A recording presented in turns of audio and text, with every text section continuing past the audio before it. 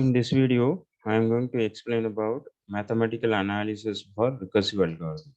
This is one of the important topics in design and analysis of algorithm subject. There is a general plan for analyzing the time efficiency of a recursive algorithm. In the first step, we have to always decide on the parameter indicating the input size. The second step, we need to identify the algorithm's basic operation. The algorithm basic operation is the most important operation of an algorithm, which contributes most towards the running time of the given algorithm.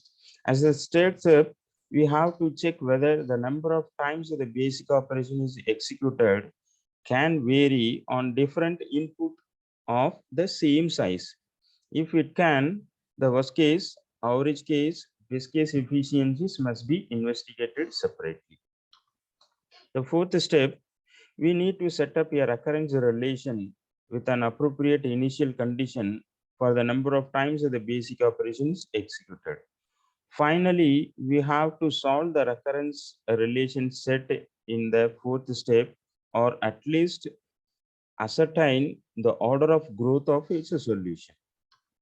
As an example, here we will make a discussion about the factorial of a given non-negative integer value.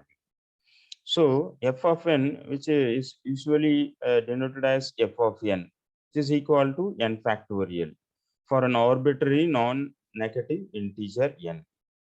N factorial is generally expressed as 1 into 2 into 3 into up to n minus 1, finally the nth term n, which is equal to n minus 1 factorial into n for n greater than or equal to 1. And the initial value is for a 0th factorial, it is always 1 by definition.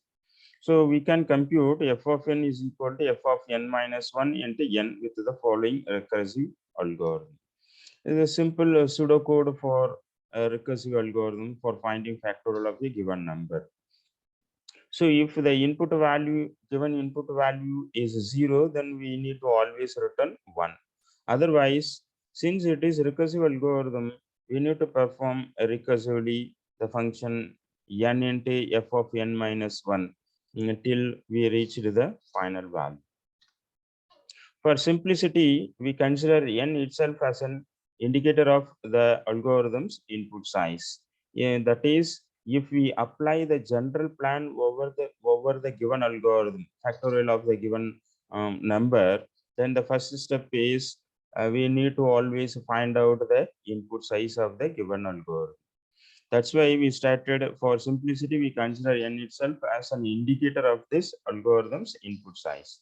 Then as the second step, the basic operation of the factorial algorithm is multiplication, whose number of execution we denote m of n. Since matrix multi in factorial function, in the operation called multiplication is repeated many number of times when compared to other operations.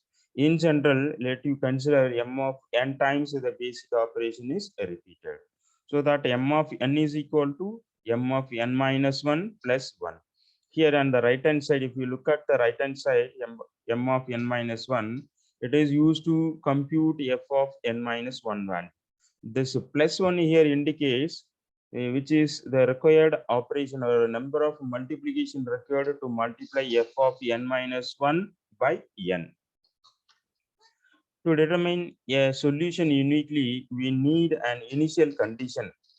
Once we set the recurrence relation, then it is necessary to have the initial condition to solve the recurrence relation. That's why we obtain this initial value by inspecting the condition that makes the algorithms stop its recursive calls. If n is equal to 0, then it is always necessary to return 1. Actually, this tells two important things to ask. One is, since the calls stop when n is equal to 0, the smallest value of n and hence m of n defined is 0. When n is equal to 0, the algorithm performs no multiplication. The right hand side, actually the 0 indicates that there is no multiplication is performed when n is equal to 0. The input value is equal to 0. Therefore, the initial condition is set as m of 0 is equal to 0. Then the m of 0, in the 0 which is inside the bracket, denotes that the calls stop when n value is equal to 0.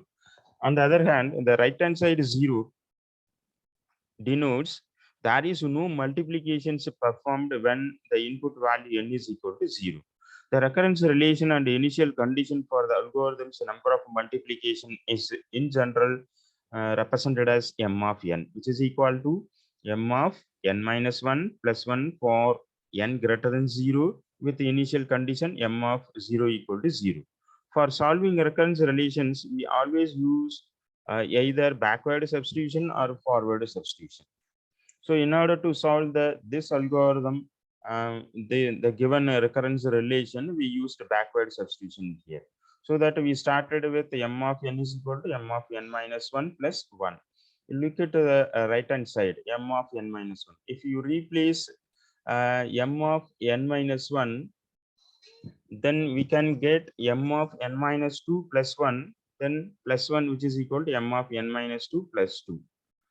Since we substitute m of n is m of n minus 1 is equal to m of n minus 2 plus 1.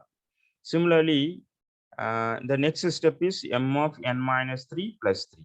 So after ith iteration, the recurrence relation is written as m of n is equal to m of n minus I plus I, because the initial recurrence relation and the right hand side is m of n minus 1 plus 1, that is m of n minus 1. The second iteration, it becomes m of n minus 2. Third iteration, m of n minus 3.